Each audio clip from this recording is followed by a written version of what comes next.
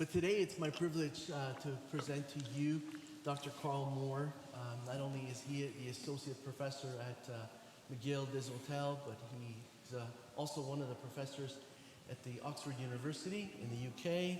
He is a podcaster, he is an author, he is a writer, even for Forbes magazine on a regular basis.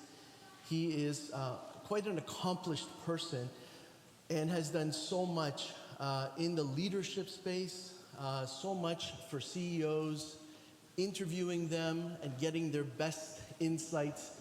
But he has also helped out the startup, the entrepreneur, the person who's just getting on their journey. And he is so well represented in terms of his knowledge and experience here for us today. But above all, Karl is a friend.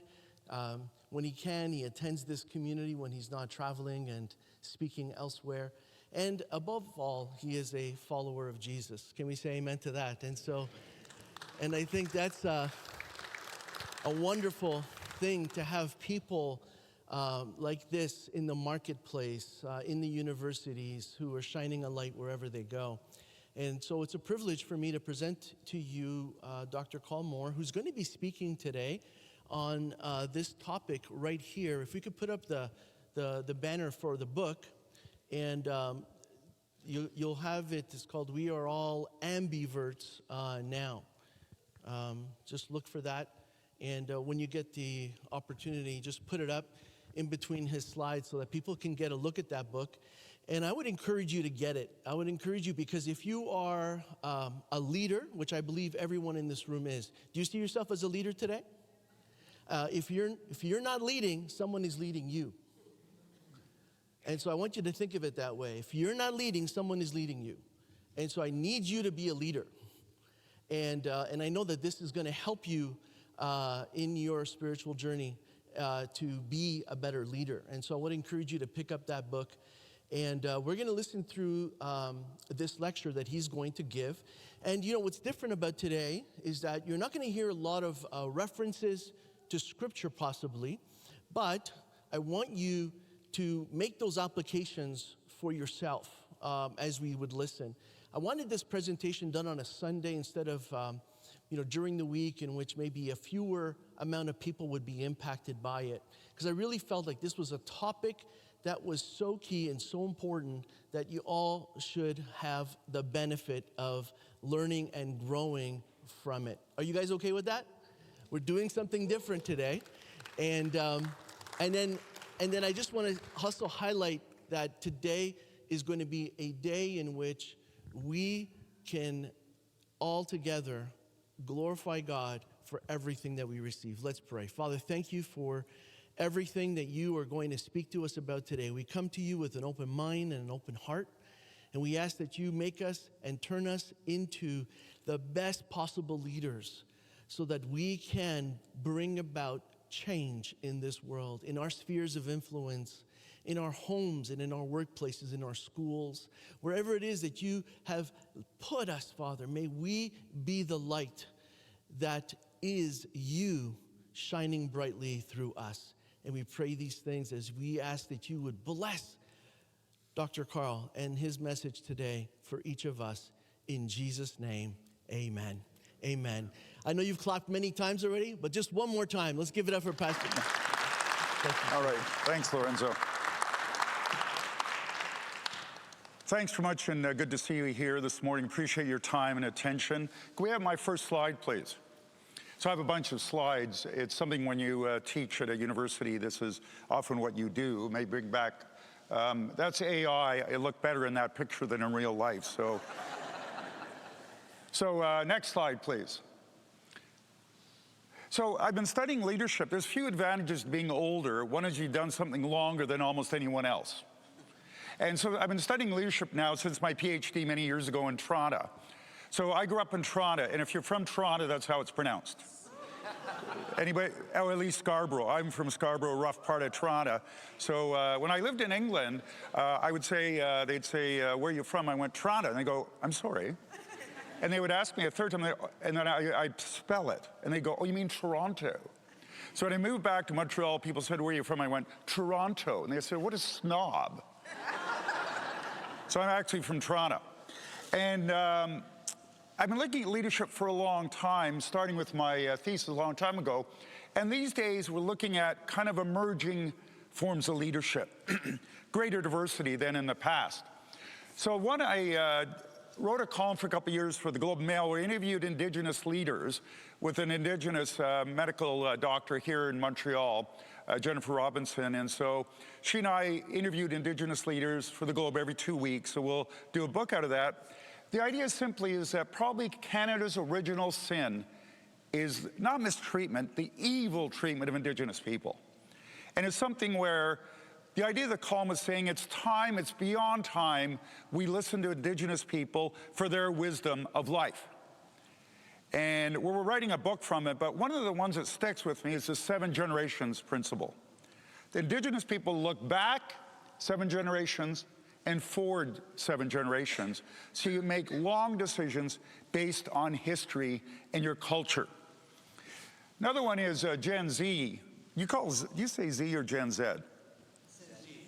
I don't know, I lived in the States, so I go with Z. Just Z sounds faster. Like, you remember the Datsun 240Z, you older people?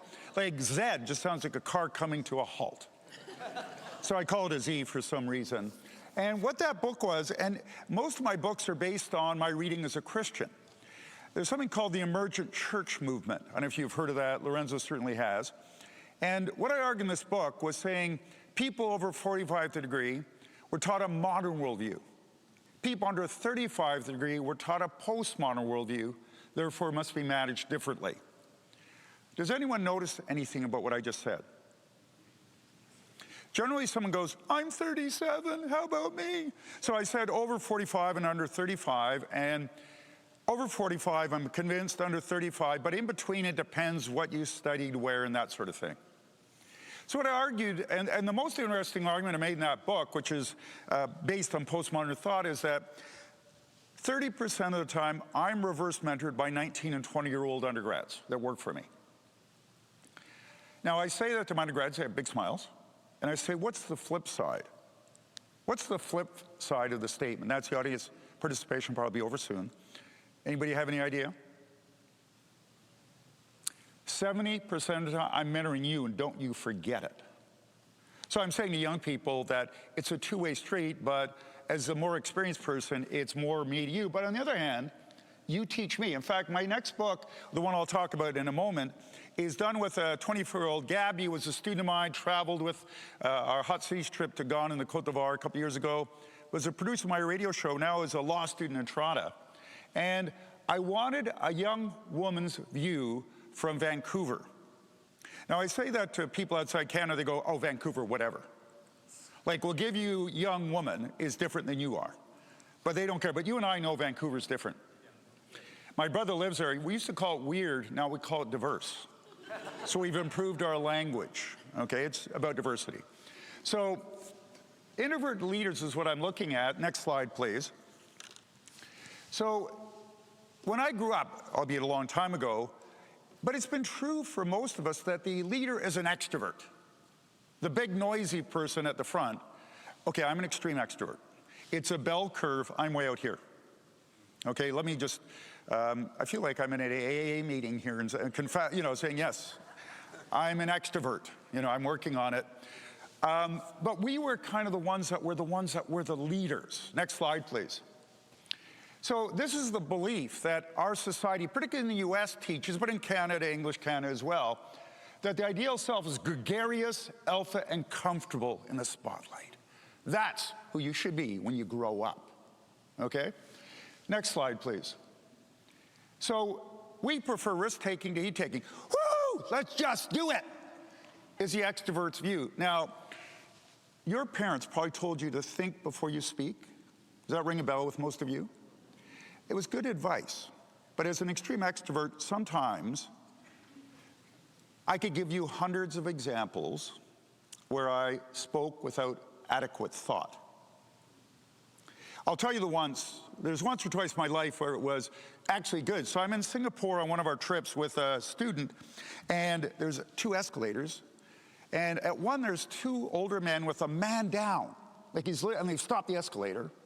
And there's hundreds of people at the Singapore airport just looking. It's a very dramatic scene. Then I said without thought, "Is there a doctor in the house?"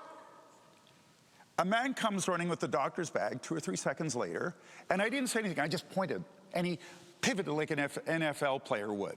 That's a Super Bowl reference next Sunday. I'm trying to be topical. And so he pivoted, and he went up there and he knelt down, and hundreds of people turned to me. I don't know why. They all started clapping like this. I have no idea why. And I said to the student, I said, everybody over 30 is kicking themselves saying, "Why didn't I do that?" It's the obvious thing to do is call for a doctor. That's the one example I can give where it got me praise and not in trouble. Okay? So next slide. Who is this? Do you know? James Bond. Have they announced a new Bond? This is one of the controversies of the world right now. It's not a big one, we don't care, but it's still intriguing, okay? So James Bond, he doesn't doubt. He goes, kills people, because M tells him to. It's just unbelievable, but that's Mr. Bond. Next slide, please. So back in a long time ago, and this is beyond our lifetime, there was the idea that character mattered, citizenship, honor. That's how we respected people. Next slide, please. Where today it's about personality, the dynamic leader up front. Next slide, please. Now, my Irish grandparents moved from Ireland to a farm in Saskatchewan. And my Finnish moved to a lumber camp in Northern Ontario because that's what my grandfather, a Finn, did in small town in rural Finland. So he replicated with Finnish workers in Northern Ontario. My grandmother would cook Finnish food for the men and their wives. So it was very Finnish, very Irish. But why you'd go to church on Sundays, hopefully it was you believe, but it's also, but 6 days a week, your entire social connection was waving at your neighbor 2 miles away. This is an old story, so I'll use miles, okay?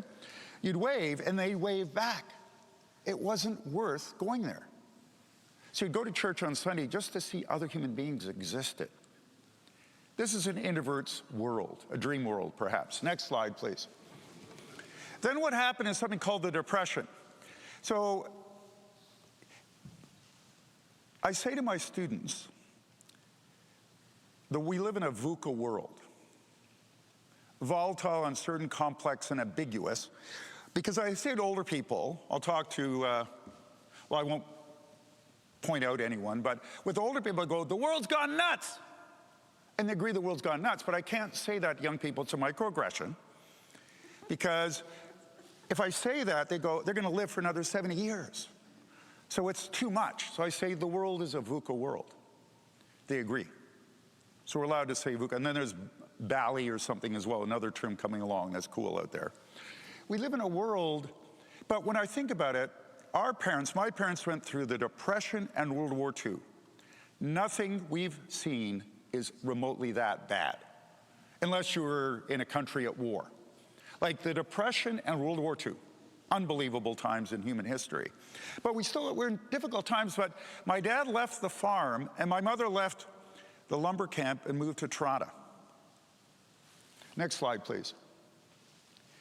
So after the Depression, no longer was about farming and being out for hours and planting seeds and getting rid of weeds. What it was is about having a big personality. Have you ever heard of the book, How to Win Friends and Influence People? It's a bestseller. He's been dead 60 years. But my students know the book. Part of the book has still sage advice. There's nothing as sweet as the sound of your name, is one of the things he talks about. And so we try to learn people's names.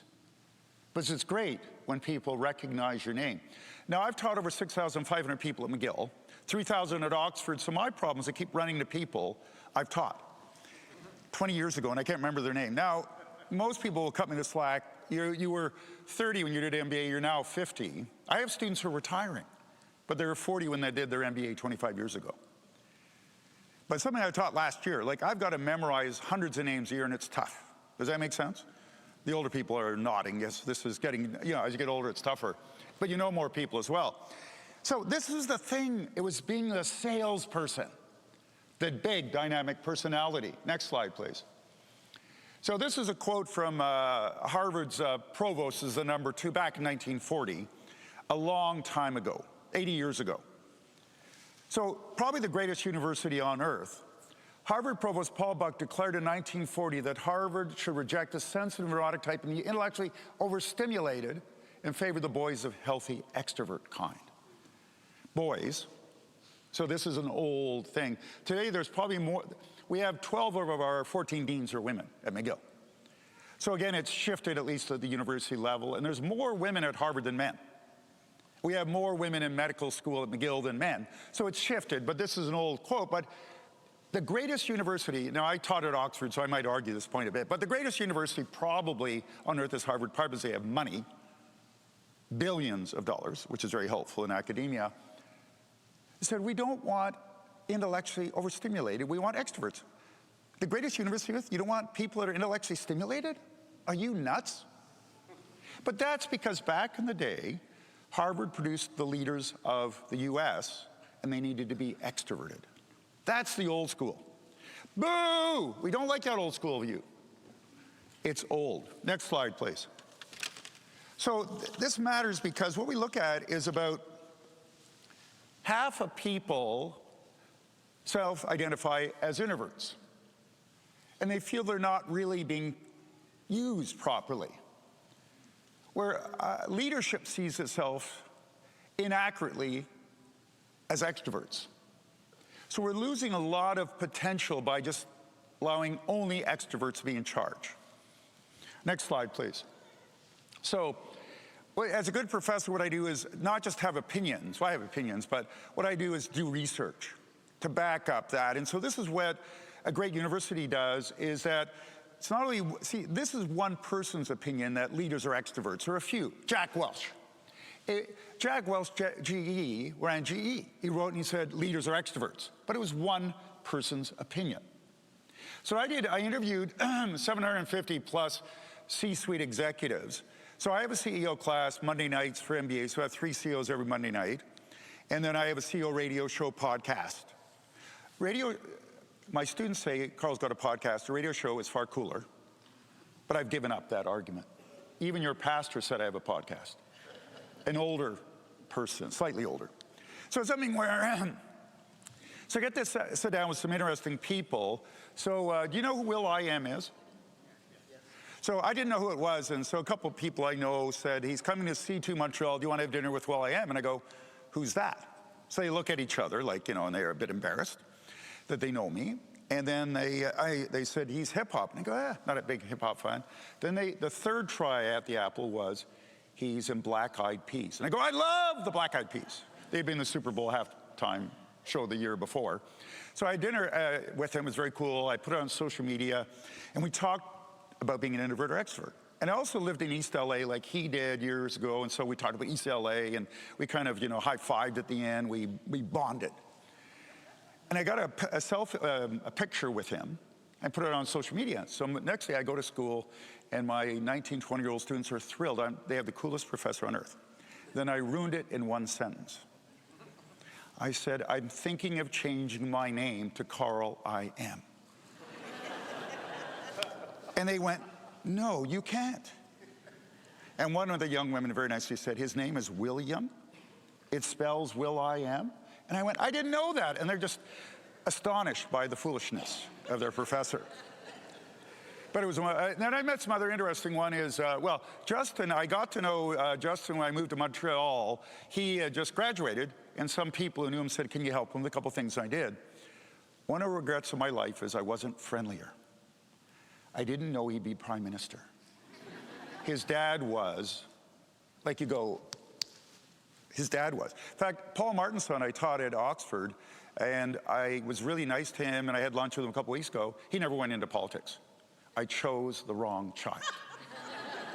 Anyway, this is, I'm just sharing the lifelong wisdom. So if you meet the son or daughter of a former prime minister, be nice to them. You never know where it may lead someday.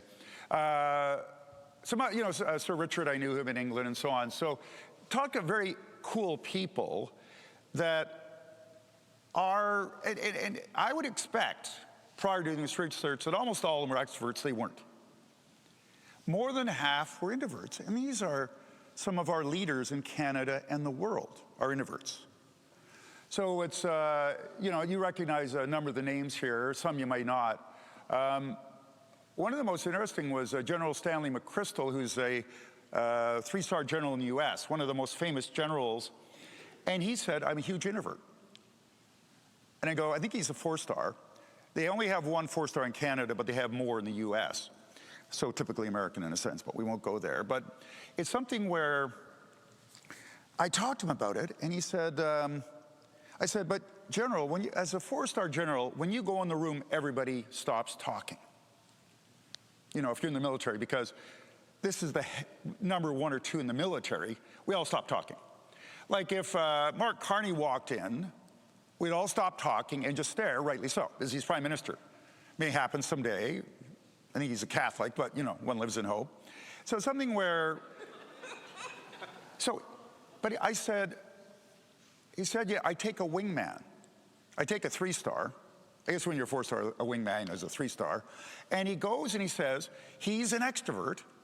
And when we go somewhere, he stands beside me, is really friendly and noisy, and I listen and step in from time to time. So it's something where, it's amazing that a lot of senior leaders, well-known leaders, are actually extroverts. But probably more are introverts. When I thought about it, I'll talk about ambiverts in a minute. I thought it'd be a third, a third, a third.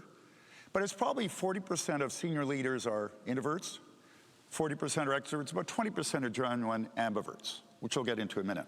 So next slide, please. So it's not about shyness. Shyness is a different idea than being an introvert. 2 different ideas. The central construct, the central idea of introversion or extroversion is your response to stimulation. Introverts love people, love being with people, but at a certain point they tip over and recharge by taking introvert breaks. Okay, audience participation. Give me examples of introvert breaks. What's that? Yes, we don't call it, we go into a room and recharge. Okay. Reading a book. Now, extroverts can read books too, but we just consider it showing off. But introverts genuinely want to take a book and read. And I'm amazed how, when I ask people what book they're reading, they really talk about it and they get enthusiastic. Now, the interesting question I'll share, one of the questions I asked in CEOs for years, what book are you reading? But Mark Perron, who ran CAE till recently, I'd known him for years, and I said, Mark, what book are you writing? And he went, like, did I hear you? I said, Mark, I think there's a book in there. So I say to older people, you should write a book someday. Now, one book is for your great-grandkids. That as a little girl, you met your great-grandmother, and they're reading about their great-grandmother, so there's 200 years of history, family history, going back to a forest in Finland. And it would be neat as a family to have that kind of history. So if you have some elderly relatives, go talk to them and write it down for your great-grandkids that you'll never meet. But it's just neat to have that sense of connection in history, is it not? So all of you should write a book about that eventually. But other people, you might, at a certain point, write a book about what you've learned for a broader audience. So it's something to think about anyway. So it's something I ask CEOs, and it makes them, feel complimented and makes them think about what they might do as well. Other introvert breaks. I won't talk so much about the introvert after. I won't do that again. So other examples? Do we have a dog here? We have a dog. Maybe walking the dog would be an introvert break. Yeah, no, yes, it's good use of a, what is that? When someone holds up an it's a prop. It's good use of a prop in the audience, yeah. So walking the dog, rather than holding it in the air, but actually walking it might be good for the dog, and it's a way of getting an introvert break. So introverts take breaks to recharge. They love people, but after a certain point, they go, enough of that. Okay? Some of you with me on this? Now, when I read about it, there was not a single article, dozens on introvert breaks, zero on extrovert breaks. So typical. The bias against extroverts. But so I reflected, I wrote an article, the 5 types of extrovert breaks I take. So when I travel without my wife and kids, what I do is I take a book for show, but I go eat at the bar. So I go up to a bar anywhere in the world. So I'm in New York, I go up to the bar and go, hi, I'm Karl from Montreal, Canada. And I'm here and I'd like to meet some native New Yorkers, Parisians, Londoners, Sydneyans, or whatever they call people in Sydney. I find out before they call them. The most interesting is Haligonians. Like, I have no idea how they made that up, but anyway, that's what they call people in Halifax. So I go there, and it's amusing because I find in the States, they tend to talk a little bit more slowly when they realize I'm Canadian. But then when I find out I'm a professor, if they do, they think well-educated, but not all that useful. So when they go, where's the bathroom? And they go, it's to the left, and then you go left, as if I don't know the word left. I learned left a long time ago. But they just assume I'm not that, like, I'm smart, but not practical. Does that make sense? So I go up to total strangers and talk to them. And generally I ask about what's life in New York and so on. And you have a conversation. Now, can I tell you my Bruce Willis story? So I'm in New York at the bar sitting here, and I've established I'm not a New Yorker. And around the corner, sitting about here, I can almost reach him as Bruce Willis. They're ignoring him because they're New Yorkers. They're cool. But I get my camera out and do a selfie because I've already established I'm a Canadian, so I'm not cool. So I do a selfie and Bruce leans into it, and I have a picture of looking like I'm sitting beside Bruce Willis. So this is very cool. So when Bruce rises, I rise out halfway out of my chair, and I'm going to go ask him if he's an introvert or extrovert. Now, it helps being older. Because I can go to almost anyone in the world, and I say, hi, I'm Karl. I'm a prof at McGill in Oxford. I'm writing a book. Like, everybody assumes it's true. I mean, it is true. It's actually, but they assume it's true, but it is true. So I've talked to really interesting people, and so I go, should I follow Bruce Willis to the bathroom? Well, I shouldn't follow a woman to the bathroom. I think we can establish that. But I go, okay, he's been married 3 times, I'm married, so we're both heterosexuals. So I can follow him to the bathroom. But I don't go to the bathroom. I wait till he's washing his hands. The men will understand this. And I go, hi, Mr. Willis, I'm Karl Moore, McGill, Oxford, writing a book. I said, are you an introvert or extrovert? And we had an interesting conversation, and I use the word act in the book because of Bruce Willis. Because what it is that as a leader, as a person, you need to act like the other on occasion to be effective. So you got to learn to act, but not too much or you're inauthentic, and there's a real tension there. So extrovert breaks, talking to total strangers. When I get on a plane, I talk to the person beside me. Yes, I'm that person. Now, if you have headphones on, I have some social skills.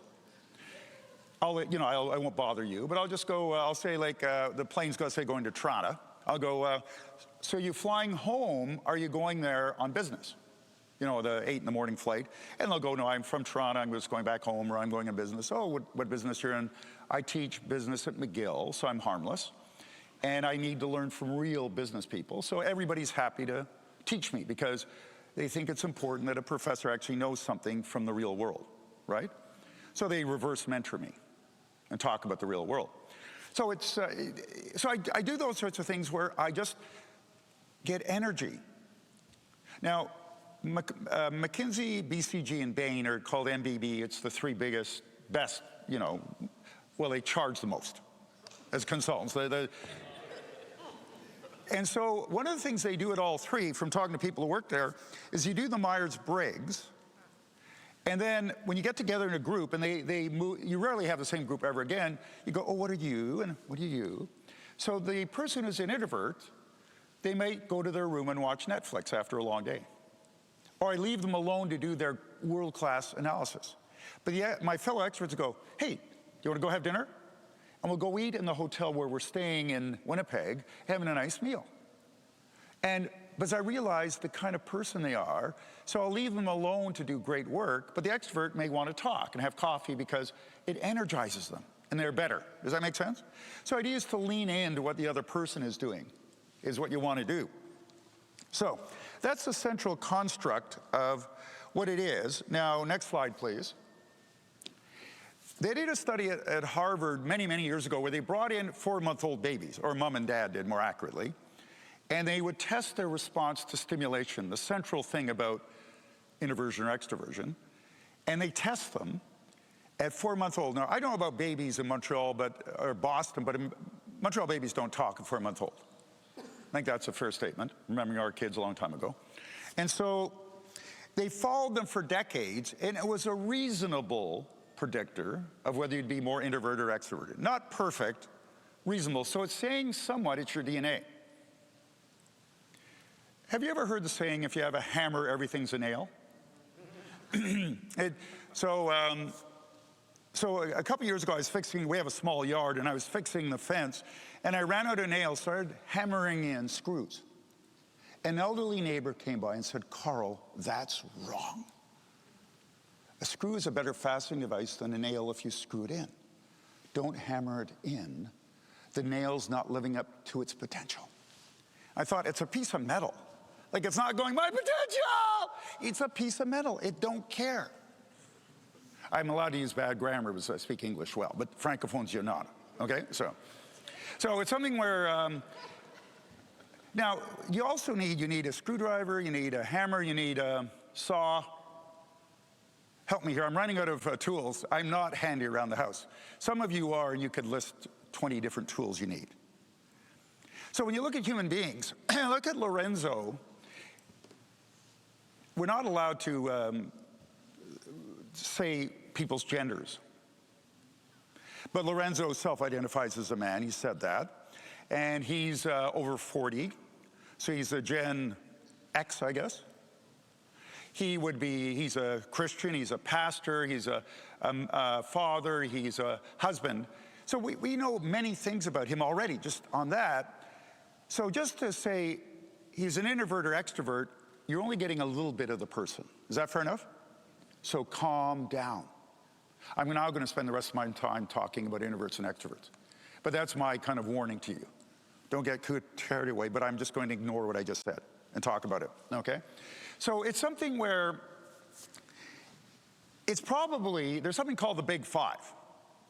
So sometimes I go with the Big Five and hold up 7 fingers. Like, it's just, I had to think that, well, there's a certain illogic to that. There's Big Five. It's better than the Myers-Briggs. Have any of you done the Myers-Briggs? I've done it at work many times. And one time, like, they go on for like 2 hours. And they ask the same question, like, you go, it's the 5th time I've answered it. They just want you to break down and say the truth. But what I've done is gone on there and I've become the world's biggest introvert by knowing how to answer. And they go, you're such an introvert, wow. And I go, no, I just knew what to answer because I've done the test enough times. There's something called the Big Five, which is better than Myers-Briggs, and there's 5. And they're big.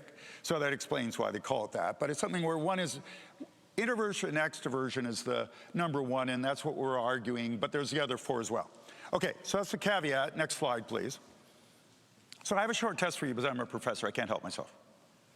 I want you to come up with a number from 5 to 25.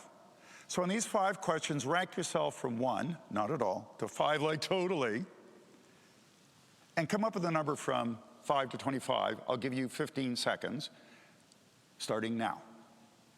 14. Is that too much for you? 13. Okay, I'll count in my head.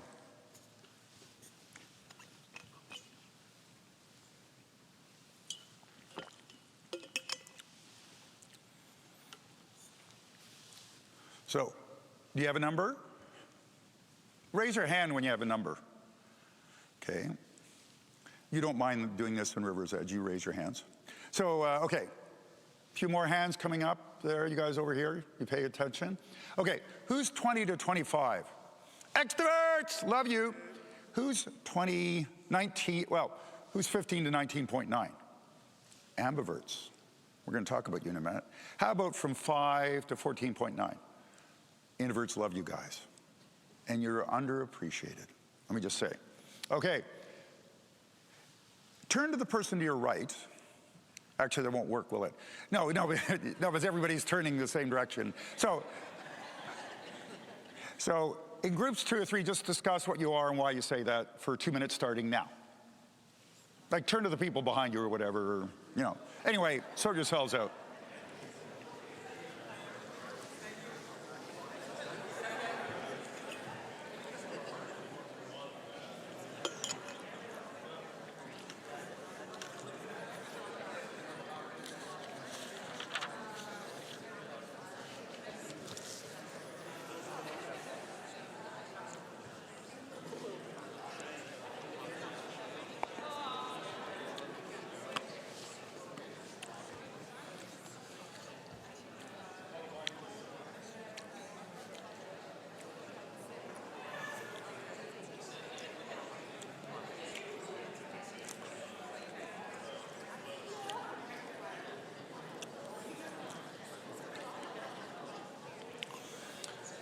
All right.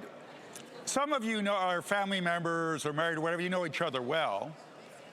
So you weren't surprised your husband or wife said they're an introvert or extrovert, I presume. Anybody surprised? Well, I shouldn't out you like that. So it's something where, you know, people you know well, you would probably have a sense for them, okay?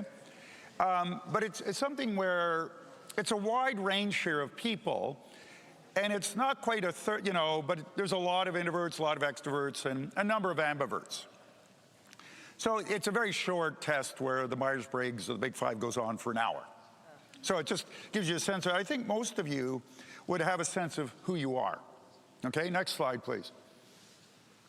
So here's some of the common characteristics of introverts and extroverts. Introverts like to focus on one thing at a time. Let me get it done. Extroverts enjoy multitasking because it's more stimulating. You might drop a ball. So you like that. Tend to be more reserved, enthusiastic. Prefer to listen than take stage. Where I'm an extrovert, I'm happy to be on stage. Now, introverts can be great performers if they know what they're talking about. And I can somewhat make it up as I go along. That's a real danger. But it's kind of the thing, you know, where you play games where you just have no idea what you're talking about, but it sounds interesting, and you go, I think he actually knows what he's saying. Sometimes I don't, but I can be that articulate without any depth, okay? I know what I'm talking about today, I think. Okay. Think before speaking. I think out loud. So I'll go down and see someone, one of the people I work with, and go, Susan, and have 10 ideas. 8 are dumb. 1 is okay, 1 is excellent. I'm not embarrassed by the 8 dumb ones. It's the 1 great one. That's the point. Introverts have dumb ideas, they just don't share them. So with an introvert, I would email an introvert 2 days before the meeting and saying, hey, I won't use Lorenzo as an example, but I would, John, I want to talk about this in 2 days. I may take students to Mexico and Panama. So one of my students, his dad, he's from Panama, and his dad runs the port. So I said, talk to your dad when you're back at Christmas, come up with a list of what we should do. And, you know, he's going to get together next with me and tell us what we should do when we're in Panama. But I said, when you're there, ask your dad and your mom and just, you know, discuss it. But I gave them time to think about it. Where other people, if I just say, hey, have you been to Mexico? What should we do? I don't want to go to the beach. I do, but we're not going to go to the beach. We're going to go to Mexico City and see one of the great cities of the world because we're a business school. So not working on our tan, we're working on our tan walking from one business to another. That's how we work on our tan, and it's secondary. But we're seeing Mexico differently than you've seen it ever before is the thought. But I give him time to think about it because he'll come up with better thoughts. Introverts have dumb ideas, they just don't say them aloud. But occasionally an introvert will go, and what they're doing is just laughing at themselves. Okay, they go, ah. But extroverts just share. We've talked about it, recharge, introvert breaks. A bit of conflict, I don't mind. A bit is stimulating. Not a lot, but a bit.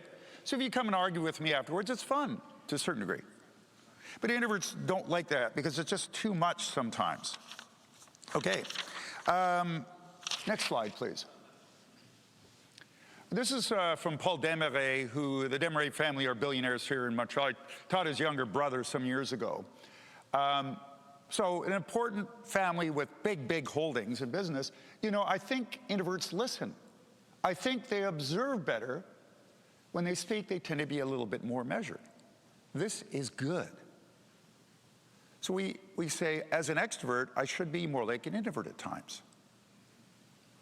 So as an extrovert, I'm apt to talk too much and dominate, which I'm doing right now. But what I should learn as a good extrovert is to shut up and listen sometimes. This is to be a better person, better leader, but also it's better strategy. In terms of developing strategy, that's the job of the CEO to some degree. So I talked to Daniel Lamar last week, one Cirque du Soleil. He has a new CEO that he fired the previous one, was to put himself back and got a new person.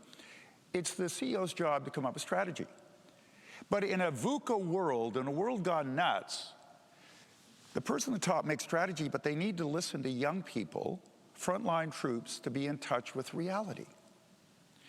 So generals fight the battles of their youth is a famous expression. The guy who ran the U.S. military told me that. And what it is, as you get older, you become yesterday's person, is the danger. My 19-year-olds cannot be yesterday's person. They have no institutional memory to speak of, relatively. So, but that's why I write books with she's now 24, law student in Toronto, Gabby, because it keeps me more up to date.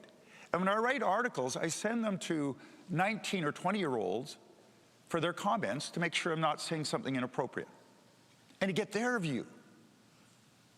It's funny because, you know, I remember I saw one of my students the other year and I said, well, as a teenager, what do you think? She said, I'm not a teenager. I said, Sienna, how old are you? And she said, 19. Like, I've never so clearly won an argument.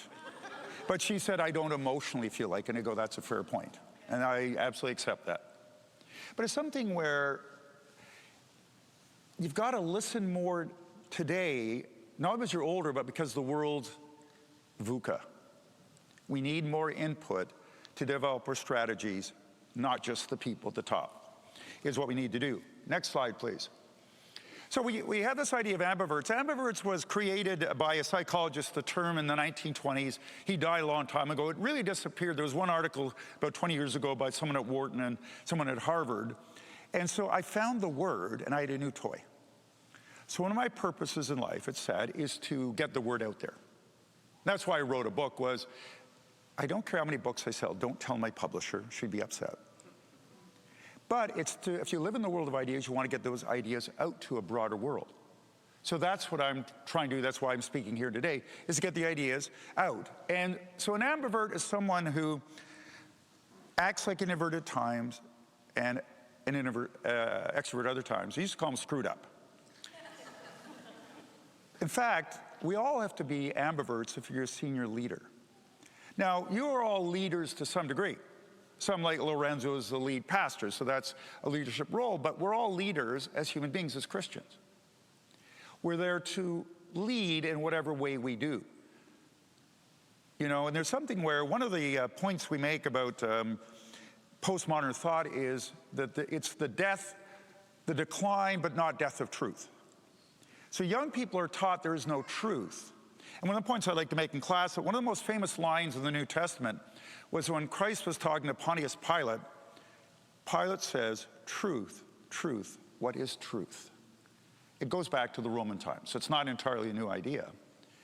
But there's still some truths. One of the ones I point out is to care for your neighbor. And this is taught in the Old Testament, the New Testament, and Islam teaches it in its better moments, to care, give alms to the poor. And your neighbor is not just the person next door, but it's the person at the Welcome Hall Mission who's asking for money. And you might not have money to give them, but you might give them at least your time and your concern. So that's a principle. I think it's a principle that we know where it comes from, but it's a principle of all humanity in our better moments. We care for others beyond ourselves. So there's some interesting truths out there. So there's only about 20% of senior people I've talked to are genuine ambiverts, but we need to act like it and take that on board to serve better, to listen more. And one of the coolest things you can do if you're single, one of the most attractive things you can do is listen. Absolutely listen. And one of the skills we learn in sales schools at IBM years ago, and it's still taught, is saying a good salesperson listens as much as they talk because they want to understand what the needs of the client are. Now, IBM had everything you needed. We had a huge. So what we do is the first half of sales call, we would ask you questions about why do you have problems with accounts receivable or whatever it is. The second half is saying, ma'am, I've got a solution for you. But first I listen. And one of the principles of active listening is to let the person grind to an utter, complete halt. Do you ever interrupt people?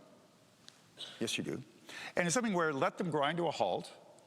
And then in a serious conversation, you might say, there's 3 things you told me about how I've been treating you poorly. And you go 1, 2, and 3. And then you go, did I get it right? Because it shows you've listened. Because most of the time when we're listening, we're thinking of some clever retort. Do you ever do that? And you go, I have something really clever to say. I can't wait till they shut up. I'll interrupt them because it's so clever. So this is something a human being, but we need to learn to listen better, to be very much involved in that sort of thing. Next slide, please. Oh, the other, sorry, back. So here, it's about action, deliberation. The other side is calm and excitement. So kind of, I think we touched on that. It's a stimulation. Introverts love people, but too much stimulation, they tip over. Extroverts seek it out.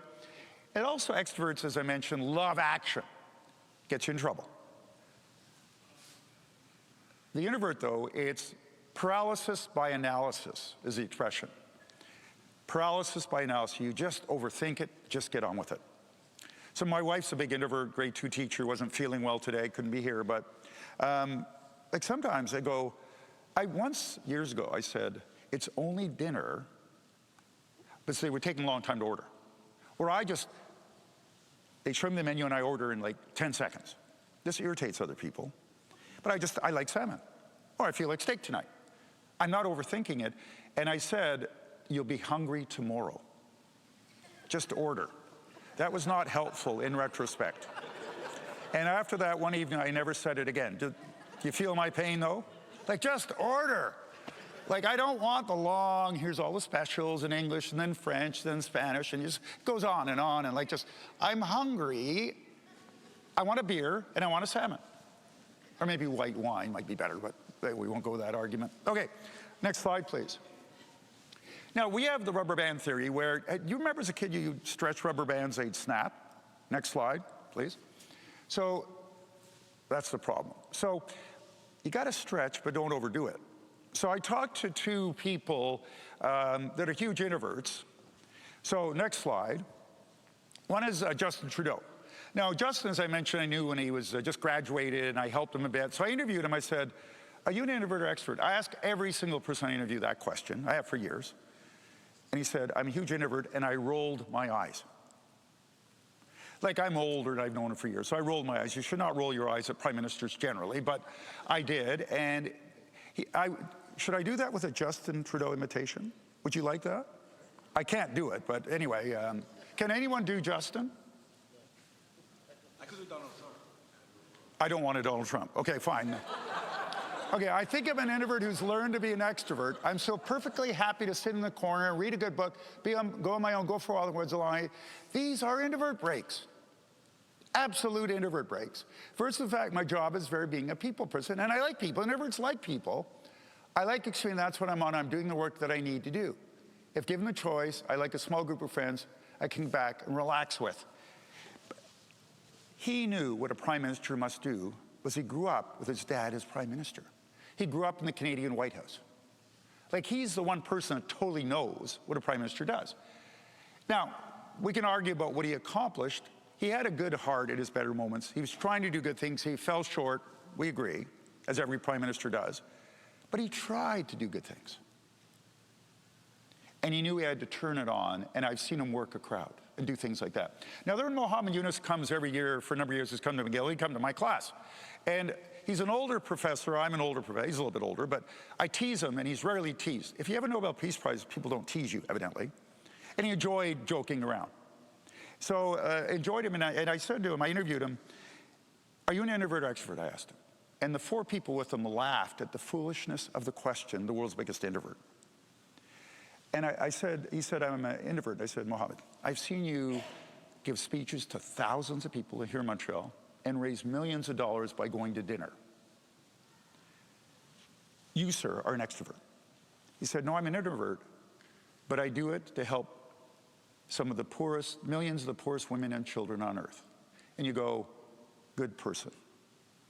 Evidently, having a Nobel Peace Prize, maybe one of you will know someday, changes your life, evidently. But people show up, $1,000 a plate, because Mohammed's there.